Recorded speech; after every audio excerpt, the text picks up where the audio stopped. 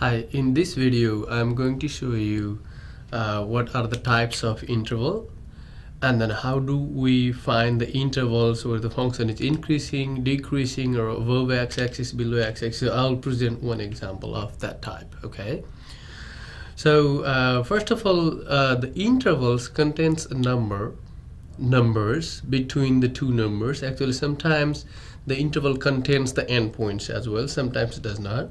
Let's see some of those.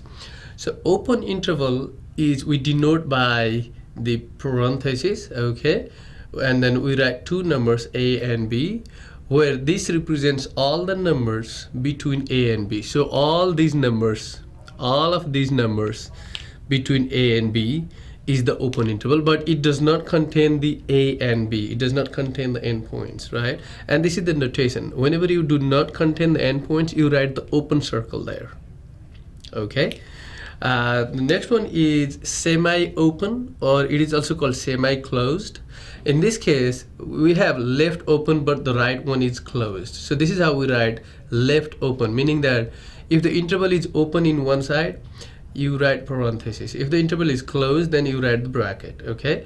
In this case, the interval is open towards a to the left end, and then it is closed on the right end. Okay. The next example, the next type of interval is left closed. That means the interval is closed to the side of a and open to the side of b. On the right it is open, on the left it is closed. It is also called semi-open or semi-closed. Okay, and here a is included in this interval, and then b is not included. Okay, and the last one is closed interval. Closed means both a and b are included. All the numbers between a and b, as well as the endpoints a and b, are included here. So you can see it here, all the numbers between a and b, including a and b. So if you say, for example, if you say 1 comma 2, so it means all the numbers between 1 and 2 are here together with 1. Okay, and if you say like 1 and 2, all the numbers between 1 and 2, but not 1 and 2. So this is what these intervals means. Okay, let's see one example that we will have to use intervals to answer this question. So here you can see that it keeps going because it has arrowhead. It means it keeps going to the left. It is going down. It keeps the same patterns towards the left, and it is increasing and then decreasing and then increasing again, and it is ended here. Okay, so we want to write the interval where the function is increasing, or the function is decreasing, or the function is positive, or the function is 0 or negative.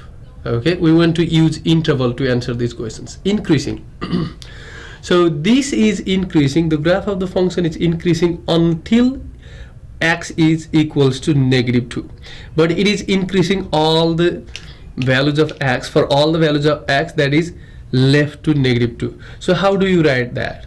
So the answer for this is, and there are two places where the function is increasing, right? This one and the other one. Okay, so how do I write that? So it is increasing all the way to the left, right? So it will be starting from -infinity to -2. So when you write the interval, you write just the x values here for the increasing, decreasing, like that. Okay, so here it is starting from -infinity all the way to the left up to -2, right? It is increasing up to that, so -2. So this is increasing like that in the interval -infinity to -2 until you hit -2. Also at the point -2 for x, it is increasing, but after that it starts to decrease, right? So, and there is another interval there. So starting from 0 for x to 3, it will be 0 to 3. So for increasing and decreasing, we usually use closed interval unless there is infinity in one end. For infinity, we always use open interval. Okay, now the next one is decreasing. There is only one place where the function is decreasing, that is starting from -2 to for -2 for x to 0 for x, right? So because this is 0, so it is -2 to 0.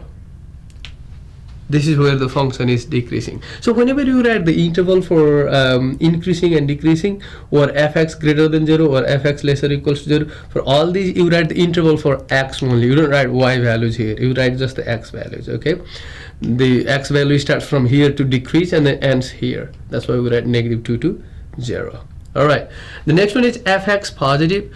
So f of x positive means the y value is positive. The y value is positive if the graph is above x-axis, right? When the graph is above x-axis, then the y value is positive.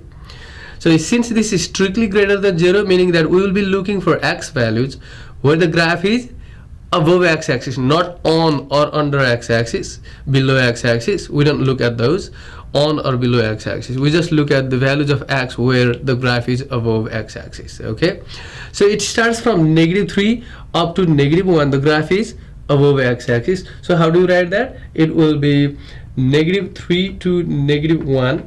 We did not include -3 and 1. Why? Because at -3 the graph is on x-axis, but the question is asking above x-axis only. So we exclude those endpoints where the graph is on x-axis. And there is one more union. At 2 it is on x-axis, but after 2 it is above x-axis up to 3. But what do you think about 3? At x equals to 3 the graph is above x-axis. That's why I included that.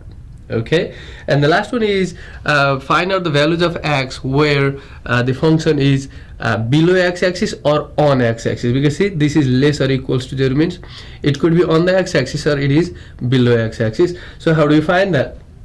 So this will be below x-axis means this is below x-axis, right? So what are the values of x? Because it keeps going, so it will be from -infinity to -3.